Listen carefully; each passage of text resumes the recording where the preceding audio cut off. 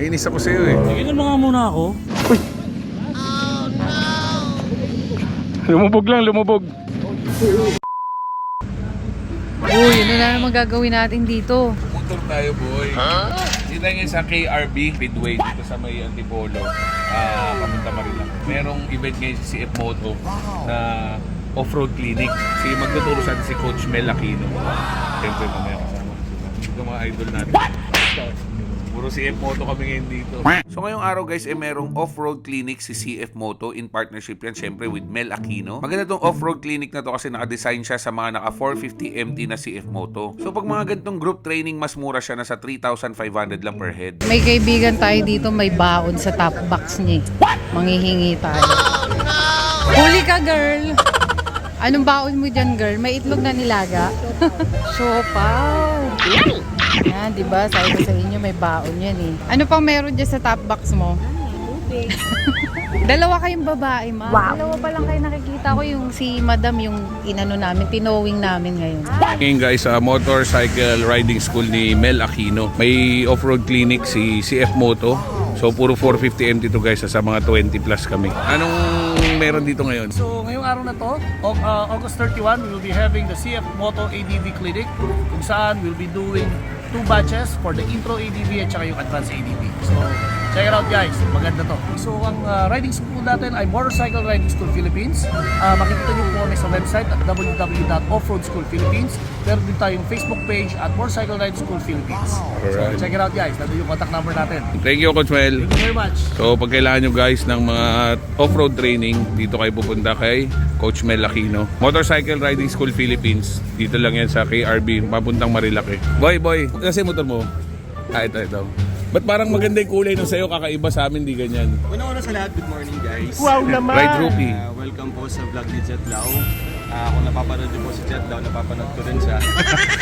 Wala ba tinong sinasabi? Wisit ka. Hindi, nagpa-custom decals ako nung sa akin. Sana Kung makapansin niyo, black, red, and white, deconstructed siya na Lucky logo. Ito yung logo. So parang kinatay-katay siya na gano'n. Pero tinanggal mo yung dati. Yes. Pero maganda. Green kasi wala sa color. Oo. So, anong expect mo ngayon sa ride ngayon? Sa clinic ngayon? Binibilang ko na kung ilang beses ako matutuwa. Yung nga, tatanong ko sa'yo, ready ka na mo matumba? Hindi pa actually. Si Trip ni Negro. Ayaw mo fist bump ah. Hindi sa mukha. Ayaw mo fist bump agad eh. Nagagalit ako sa'yo eh. Nainis ako sa'yo eh. Alam mo, natatakot kami dyan sa tattoo-tattoo mo boy. Hindi. Misis mo nga, takot ka eh. Tingnan mo nga muna ako. So kasama natin si Trip ni Negro. Hindi mo kasama. Kaya napatakbo ko guys kasi nagsa-start na pala yung exercise. At ito pala si Negro hindi naman pala kasali dito. At nagpunta lang siya para mag-vlog dito. Panay kasi ang hatak sa akin at kwento. So balik tayo dito sa vlog. Gaya sa lahat ng mga training, nagsisimula ang lahat sa stretching at exercise. 2, 3, 5! Sexy ni Alvin oh. Gusto pa, parang nabiting ka boy ah.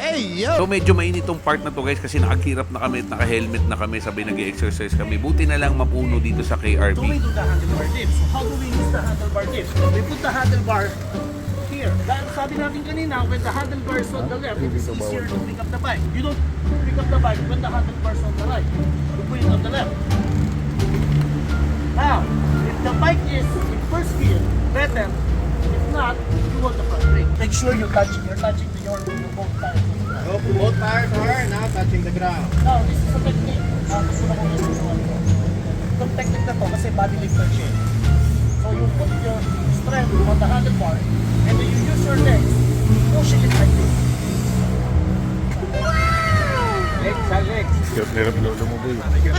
Yun mo, natatawa eh. Eh mahirap ba? 6-footer ka. Inaaway mo yung motor eh. Naaway mo eh. Oh, yun, oh. So guys, ride out na tayo no. Ikot tayo ng track sama sila coach. Nagbaba na rin tayo ng tire pressure. Ikot na tayo guys, kasama natin mga tropa. Ready ka na ba tumumba? Nakakakaba. Kinakabatutan ka ba? Yun guys, may ikot na tayo ngayon. Nakakatakot din no. Pero dito, basic pa to na track. So ngayon kasama namin si Coach, umiikot dito sa flat track para ma-familiarize namin yung kanya-kanya naming bike. Dahil ibang-iba po kasi talaga magmotor sa kalsada at sa off-road. Normal lang dito sa lupa na nag-i-slide yung motor nyo at nagdi-drift pag inaarangkada. Now, ginamitan ko ba ng handlebar? Hindi.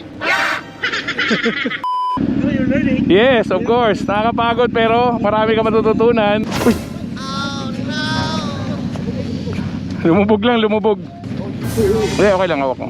Ang nakakapagod lang naman dito guys ay pag talagang tumirik yung araw. Pero syempre pwede naman kayo mag-break anytime na gusto nyo.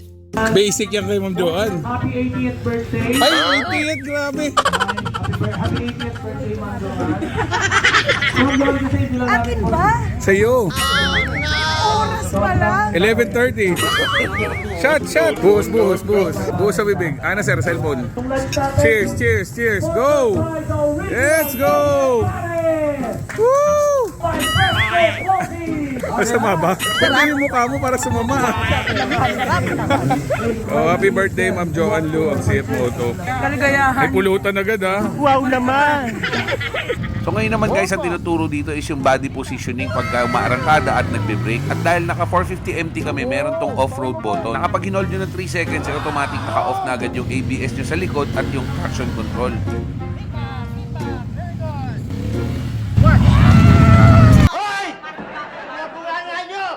So habang nandito kami ngayon sa KRB Motorcycle Riding School Philippines kay Mel, no? So event ng CF Moto. So libreng update na rin. I-update yung software ng mga CF Moto namin. Kasi yung iba, meron nagsasabi na may issue na nagsastall. So i-update nila ng newer version. Shoutout Doble Pares. Doble Pares sa coupon. Wow. Shoutout Doble Pares. Grabe. Wow, sarap naman yan, boy. Uy, parang naging patay gutom. Sagana. Parang mataba ka na, dapat nga rin yung Jetta ka, di ba? Dito, doble nga to. Doble Pares, di ba? Sarap! Ang pangalan ko, pre? Nakalimutan mo? Nakalimutan. Malupit, ganun kasarap. Kaya mo yung boy?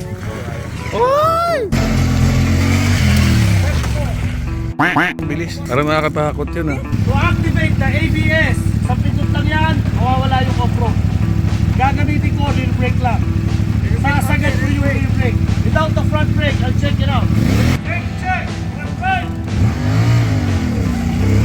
Brake!